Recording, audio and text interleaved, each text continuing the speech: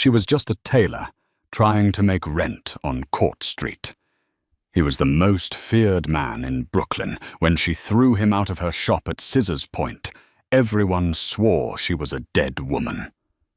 But what he did the next morning left the entire neighborhood completely speechless. The rain in Brooklyn was merciless that Tuesday night, hammering against the fogged glass storefront of Hughes Bespoke. At 32, Penelope Hughes was used to working late.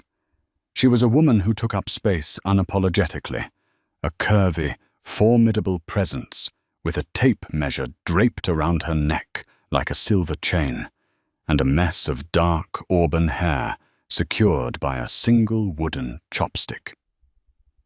She had built her tailoring business from the ground up in a neighborhood that was rapidly gentrifying, pushing out the working class in favor of artisanal coffee shops and overpriced boutiques. But Penelope survived because she was the best. She could reconstruct a vintage Dior blazer or tailor a three-piece suit so sharply it could cut glass. It was past 11 p.m. The streetlights on Cobble Hill flickered, casting long, menacing shadows. Penelope was meticulously relining a charcoal houndstooth jacket when the brass bell above her door violently chimed. The lock, which she had definitely turned, had been bypassed with casual ease. Two men stepped inside. The air in the shop instantly shifted, growing heavy, cold, and suffocatingly tense. The first man was built like a cinder block, thick neck, broken nose, knuckles scarred from decades of street-level persuasion. But it was the second man who commanded the room, Vincent Castellano. Even if Penelope didn't read the local papers or hear the terrified whispers of the daily owners on her block, she would have known exactly what he was.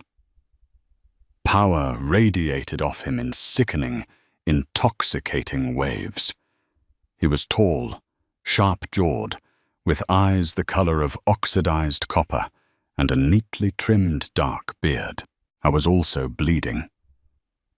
A dark, blooming stain ruined the left shoulder of his immaculate, custom-milled charcoal suit, a garment Penelope's trained eye instantly recognized as a $50,000 piece of Italian craftsmanship. "Lock the door, Carmine," Vincent murmured, his voice a low, raspy baritone that seemed to vibrate the very floorboards. Carmine, the brute, flipped the deadbolt. Penelope's heart hammered against her ribs like a trapped bird, but she didn't step back. She tightened her grip on her heavy, 12-inch brass shears. "We're closed," Penelope said, her voice betraying a slight tremor that she furiously forced down. "If you need a hospital, Brooklyn Methodist is 3 blocks down. If you're here to rob me, the register has $40 and a roll of quarters. Take it and get out." Vincent let out a dark, amused chuckle, pressing a silk handkerchief to his bleeding shoulder. He stepped further into the shop, his expensive leather shoes leaving wet, crimson-tinted footprints on her pristine hardwood floor. "I don't need a hospital, and I don't need your quarters, sweetheart," Vincent said, leaning against her mahogany cutting table. He looked at the houndstooth jacket she had been working on, then back to her. "I need you to fix this suit. Now." Penelope stared at him in disbelief. "You're bleeding through a bullet hole, and you want a tailor?" "I have a meeting in 2 hours," Vincent replied coldly. "A very important meeting with the mayor's deputy liaison. I cannot walk into the private dining room at Le Bernardin looking like a butcher's apron." Carmine patched the flesh wound in the car.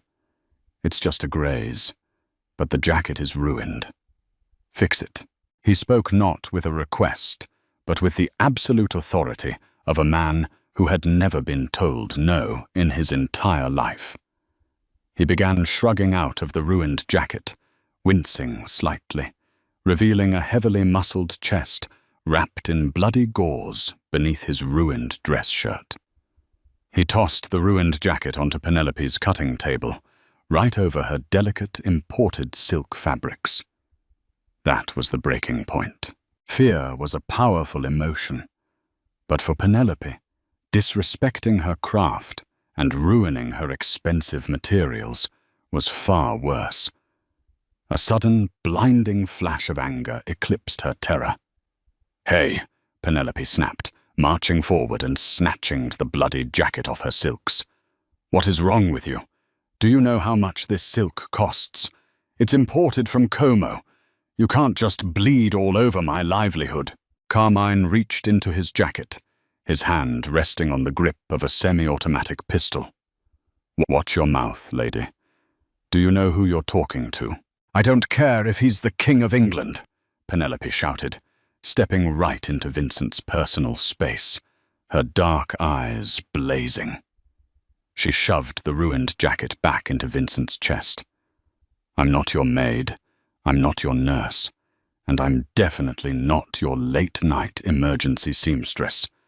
You broke into my shop, bled on my floors, and ruined $1,000 worth of client materials. Get out!" Vincent stared at her, genuinely stunned. The copper eyes widened a fraction. Nobody spoke to Vincent Castellano like this. Men twice her size wept and begged for their lives in his presence. Yet here was this curvy, flushed woman in a flour-dusted apron, tailor's chalk, pointing a pair of massive shears at his throat. "Carmine," Vincent said softly, his eyes never leaving Penelope's. "Put the gun away." "Boss?" I said, "put it away." Vincent took a slow step forward, closing the distance between him and Penelope until he could smell the faint scent of lavender and steam-pressed cotton on her skin. He looked down at the brass shears aimed at his jugular. "You've got a lot of fire, Tailor, but I don't think you realize the consequences of kicking me out into the rain." "The consequence is that my floor stays clean," Penelope fired back, refusing to break eye contact, even as her knees threatened to buckle. "Door. Now." A tense, suffocating silence stretched between them. The ticking of the antique grandfather clock in the corner sounded like a time bomb. Vincent's jaw tightened. For a second, Penelope thought she had pushed too far, that Carmine was going to shoot her right there in the shop and leave her to bleed out on her beloved hardwood. Instead, a slow, dangerous smile crept across Vincent's face. It didn't reach his eyes, but it changed the entire geometry of his rugged features. "All right," Vincent whispered, picking up his bloody jacket. He stepped backward toward the door. "I'll go. But remember this face, Penelope Hughes, because you and we're far from finished." He knew her name. The realization hit her like a punch to the gut. Carmine unlocked the door, glaring daggers at her, and the two men stepped back out into the torrential Brooklyn rain. The heavy wooden door clicked shut behind them. Penelope immediately threw the deadbolt, slumped against the glass, and slid down to the floor, her shears clattering against the wood. She wrapped her arms around her thick thighs and buried her face in her knees, trembling violently as the adrenaline crashed. What had she just done? She had just kicked the head of the Castellano crime family out of her shop. She spent the rest of the night huddled in the back room, clutching a baseball bat, waiting for the Molotov cocktail to come crashing through her front window. But the night remained violently, agonizingly quiet. Penelope didn't sleep. By the time the dull, grey morning light crept through the iron grates of her storefront, her eyes were bloodshot, and her nerves were entirely fried. She had called her younger sister, Madeline, at 3 a.m., telling her to take her kids and go stay with their aunt in Jersey for a few days, offering no explanation other than a vague plumbing issue at the apartment. She couldn't put her family in the crosshairs of a mafia vendetta. At 8:00 a.m., Penelope finally brewed a pot of bitter espresso, bracing herself to board up the shop. She fully expected the local thugs to arrive at any moment to collect the tax for her disrespect. But when the rumble of heavy engines rattled her storefront, it wasn't a drive-by. Penelope peeked through the blinds. 4 matte black Cadillac Escalades had just pulled up, completely blocking the narrow street. Traffic was backing up, but surprisingly, no one was honking. In this neighborhood, people knew better than to honk at a fleet of black SUVs. Her breath hitched. This was it. They were coming to make an example of her. She gripped her heavy brass shears again, a pathetic defense against whatever was about to walk through that door. The doors of the SUVs opened. A dozen men in sharp, albeit slightly poorly fitted suits stepped out. But they didn't have guns drawn. Instead, they walked to the back of the vehicles and opened the trunks. Penelope watched in utter bewilderment as the burly men began carrying items toward her shop. The brass bell chimed. Carmine walked in first, looking deeply uncomfortable. He was carrying a heavy-duty industrial Juki sewing machine, the exact model Penelope had been saving up for over the past 3 years. "Where do you want this, lady?" Carmine grunted, shifting the heavy machinery. Penelope was too stunned to speak. She wordlessly pointed to the empty table in the back. Behind Carmine came 2 more men, carrying massive bolts of fabric. Penelope's jaw dropped. It was Holland and Sherry worsted wool, pure Mongolian cashmere, and bolts of vicuña, the rarest, most expensive fabric in the world, practically illegal to source without massive connections. They stacked the fabrics gently on her cutting tables. Then came mannequins, spools of ultrafine silk thread, and finally, a young, terrified-looking man carrying a silver tray with 2 cups of artisanal coffee and a thick manila envelope. The men filed out as quickly as they came, lining up outside the shop like soldiers. Then the crowd parted, and Vincent Castellano walked in. I was wearing a fresh, immaculate navy blue pinstripe suit, his left arm resting comfortably, though his posture remained slightly stiff. He looked perfectly rested, completely unbothered, and devastatingly handsome in the morning light. Penelope stood frozen behind her counter, still holding the shears. What is this?" Vincent walked over to her counter, picked up one of the coffees from the silver tray, and slid the other toward her. "Oat milk latte. 2 pumps of vanilla. That's what you get at the cafe down the street every morning at 7:15, isn't it?" Penelope felt a cold chill run down her spine. "You followed me." "I did background on you," Vincent corrected smoothly, taking a sip of his black espresso. You grew up in foster care. You put yourself through the Fashion Institute of Technology. You opened this shop 4 years ago, and you're currently 3 months behind on your small business loan. You're stubborn, you're aggressive, and last night you were the first person in 8 years to look me in the eye and tell me no. He stepped closer, his voice dropping an octave. "Everyone in my world lies to me, Penelope. They tell me what I want to hear. They laugh at my jokes. They cower. I live in a world of terrified yes-men and treacherous snakes. But you had a gun to your head, and you cared more about a bolt of silk than my temper."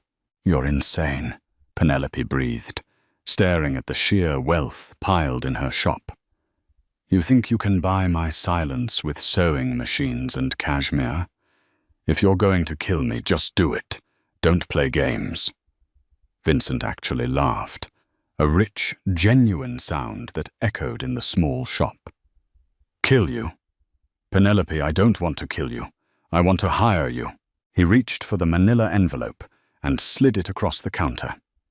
Penelope hesitated, then opened it. Inside were stacks of crisp, uncirculated $100 bills. Easily $100,000. What is this? She asked, her voice shaking. That is a retainer, Vincent said, his expression turning deadly serious. The suit you refused to fix last night? I had one of my men take it to a supposedly top-tier tailor on the Upper East Side. He ruined the drape. He cowered the whole time, his hands shaking so badly he messed up the stitching. I can't afford to have men around me who shake. I need someone with a steady hand, someone who isn't afraid of me. He leaned over the counter, invading her space, his copper eyes locking onto hers. I am expanding my operations, Penelope. My syndicate is moving into corporate acquisitions, high society events, politics. My men need to look the part. From this day forward, you are the exclusive tailor for the Castellano family. Penelope stared at the money, then at him.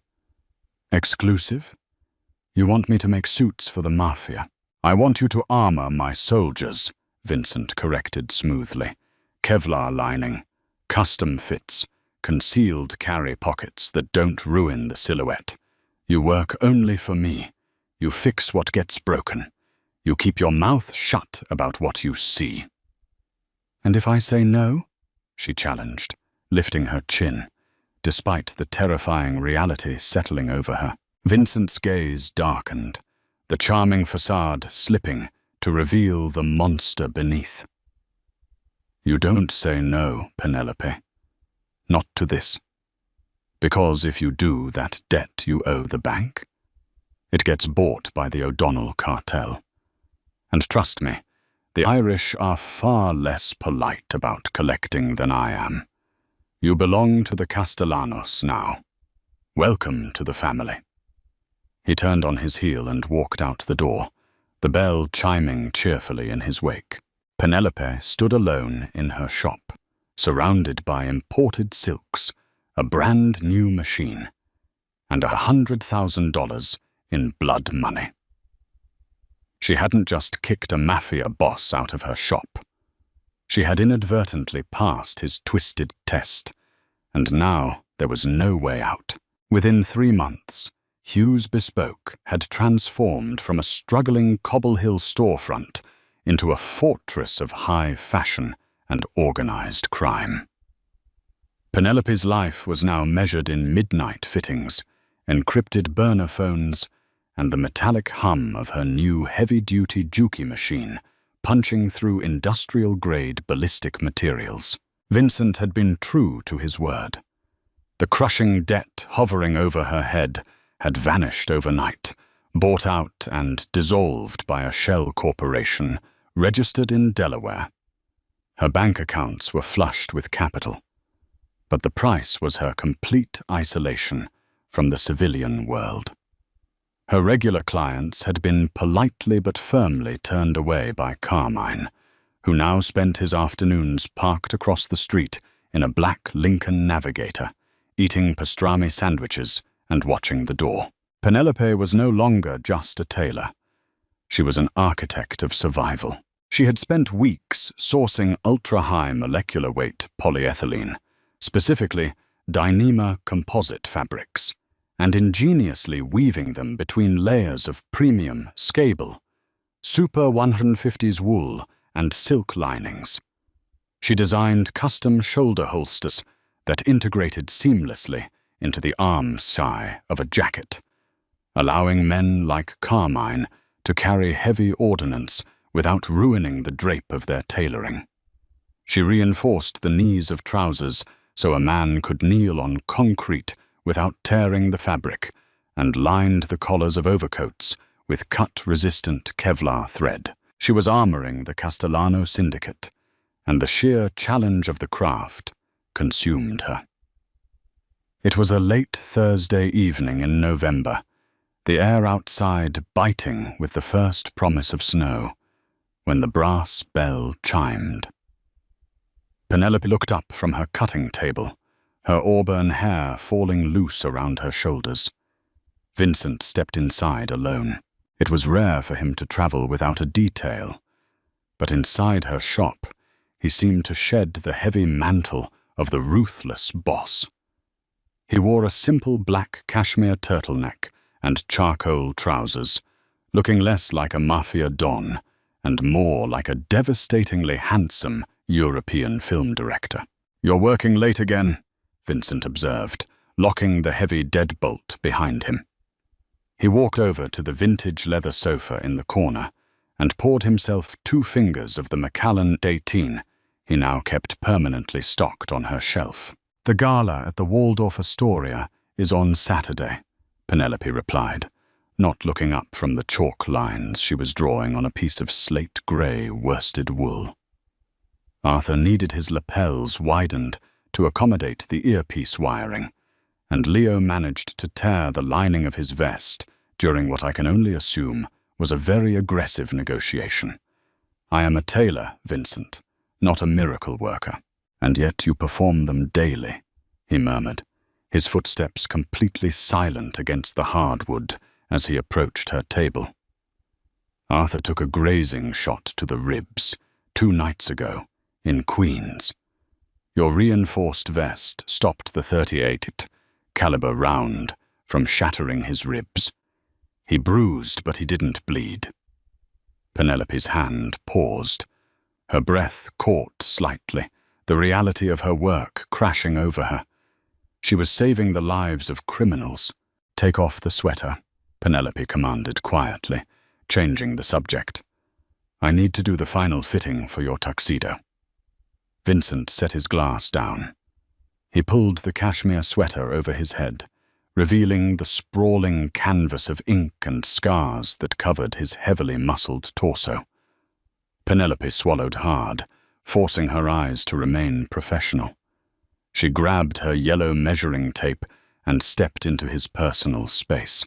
The air between them instantly thickened, heavy and crackling with an unspoken electricity that had been building for months. She wrapped the tape measure around his broad chest, her knuckles brushing against the hot skin of his back. She could feel his heart beating steadily against her forearm. 3044, she mumbled, marking a notepad. "The O'Donnell cartel is making a move," Vincent said softly, staring down at her. "Connor Sullen, their new lieutenant, found out about Arthur surviving that hit. Word is spreading on the streets about my men. They're calling them the Iron Suits. Sullivan knows I have a new asset." Penelope froze, the tape measure slipping from her fingers. "Does he know about me?" "No," Vincent said, his voice dropping to a dangerous, possessive whisper. He reached out, his large, calloused hand gently catching a loose strand of her auburn hair and tucking it behind her ear. The touch sent a violent shiver down her spine. "And he never will. I have 20 men surrounding this block at all times. Nothing touches you, Penelope. Not in this lifetime." She looked up, her dark eyes locking onto his copper ones. The distance between them was agonizingly small. She could smell his cologne, bergamot, tobacco, and something entirely male and dangerous. "I didn't ask for a bodyguard, Vincent," she breathed, her chest rising and falling rapidly. "You didn't have to," he replied, his gaze dropping to her lips. Before either of them could close the final inch between them, the deafening roar of shattered glass tore through the shop. The heavy storefront window exploded inward in a storm of jagged glass and splintered wood. Automatic gunfire ripped through the shop, shredding the imported mannequins and tearing through bolts of priceless fabric. Before Penelope could even scream, Vincent tackled her to the floor, wrapping his massive body entirely around hers as they crashed behind the heavy, solid oak cutting table. Bullets chewed through the drywall, shattering the antique mirrors and destroying her hard-earned sanctuary. Dust and fiberglass rained down on them. "Stay down!" Vincent roared over the deafening cacophony. He drew a sleek, matte black Glock 19 from the small of his back, his eyes feral and lethal. "My shop!" Penelope cried out, terror and fury warring in her chest as pieces of her beautiful silk ribbons rained down around them like morbid confetti. "I'll buy you 100 shops," Vincent snarled. He peeked around the edge of the oak table, firing 3 rapid, deafening shots toward the street. A man outside screamed. The gunfire paused as the attackers reloaded. Penelope's mind raced. The oak table wouldn't hold up to an assault rifle, and Vincent was pinned down. She looked around the floor frantically. Lying just a few feet away was the heavy slate-gray wool jacket she had been working on, the one reinforced with 3 layers of military-grade Dyneema plating. "Vincent!" Penelope shouted, pointing to the garment. "The jacket! Put it on!" "It's not finished," he yelled back. "It will stop a bullet!" she screamed, her voice cracking. "Put it on!" Vincent didn't hesitate.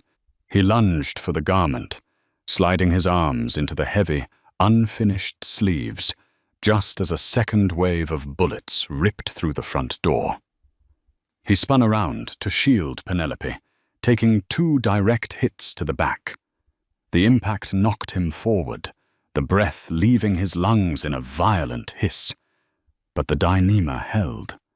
The bullets trapped themselves in the dense webbing of the fabric, saving his spine. Fueled by absolute rage and the realization that he was invincible in her armor, Vincent rose from behind the table. He didn't cower. He didn't hide. He walked straight toward the shattered window, firing with terrifying mechanical precision. Penelope covered her ears, squeezing her eyes shut as the deafening exchange of gunfire rocked the foundation of the building. And then, abruptly, it stopped. Only the sound of car alarms wailing in the Brooklyn night remained, accompanied by the heavy, ragged breathing of the man standing amidst the ruins of her life. Penelope slowly opened her eyes. Vincent stood by the broken window frame, the smoking gun hanging at his side. 2 bodies lay motionless on the wet pavement outside. Connor Sullivan's hitmen. Vincent turned around, his chest heaving. The unfinished jacket was torn, smoking, and bruised. But he was alive. He dropped the gun, stepped over the shattered glass, and walked back to Penelope, who was still trembling on the floor. He dropped to his knees in front of her. His hands, usually so steady and ruthless, shook slightly as he reached out and cupped her face, wiping the dust from her cheeks. "Are you hurt?" His voice was raw, stripped of all its smooth authority. "Penelope, look at me. Are you hurt?" "I'm okay," she gasped, her hands flying to his chest, feeling the heavy, trapped bullets embedded in the fabric over his back. "You're shot. The kinetic impact, your ribs." "I don't care about my ribs," Vincent growled, pulling her fiercely against his chest. He buried his face in her hair, breathing her in like a drowning man finding oxygen. "I told you nothing would touch you. I failed." "You didn't fail," Penelope whispered, wrapping her arms around his thick neck, finally surrendering to the terrifying truth she had been fighting for months. She wasn't just a hostage anymore. She was part of this. She was part of him. Vincent pulled back, his copper eyes burning with an intensity that made her breath catch. "Sullivan is a dead man. I am going to burn his entire cartel to the ground for touching your shop. And when I'm done, I'm coming back for you. Not as a boss. Not as a client." Penelope looked at the ruined shop, the shredded silk, and the blood on the floor. Her old life was completely gone. But the man holding her was a king, and he had just placed his entire empire in her hands. She reached up, grabbing the lapels of the bullet-ridden jacket she had made for him, and pulled his face down to hers. "Then you better make sure your suit is tailored properly when you do," she whispered against his lips. Vincent let out a low, predatory groan and crashed his mouth against hers, kissing her with all the violence, passion, and possessive fury of a man who had finally found his queen.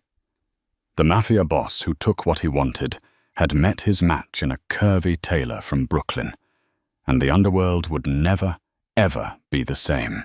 Was Penelope right to embrace the dangerous, seductive darkness of the Mafia underworld? Or will her deadly romance with Vincent Castellano ultimately be the stitch that unravels her life? The line between fear and passion is dangerously thin, and in the mob, love is the deadliest weapon of all. If you loved this intense, pulse-pounding Mafia romance, hit that like button, share this dramatic story with your friends, and subscribe to our channel for more thrilling tales.